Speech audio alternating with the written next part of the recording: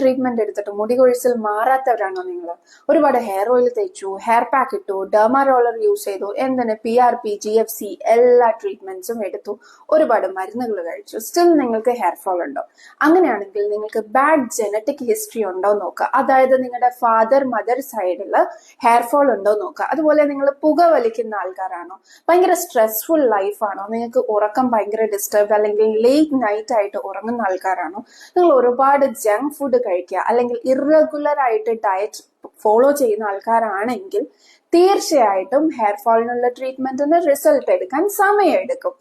ഒരു important point എന്താണെന്ന് വെച്ചാൽ ഏതൊരു ട്രീറ്റ്മെന്റും നമുക്ക് റിസൾട്ട് കാണാൻ 6 to 8 months എടുക്കും. അപ്പൊ നിങ്ങൾ ഏത് ട്രീറ്റ്മെന്റ് ആണോ ചെയ്യുന്നത്, PRP ചെയ്യണോ, അത് പെട്ടെന്ന് റിസൾട്ട് കിട്ടുന്നില്ല എന്ന് പറഞ്ഞ് മറ്റൊരു ട്രീറ്റ്മെന്റിലേക്ക് സ്കിപ്പ് ചെയ്യാതെ റെഗുലർ ആയിട്ട് ട്രീറ്റ് ചെയ്യുക, തീർച്ചയായിട്ടും റിസൾട്ട് ഉണ്ടാവും.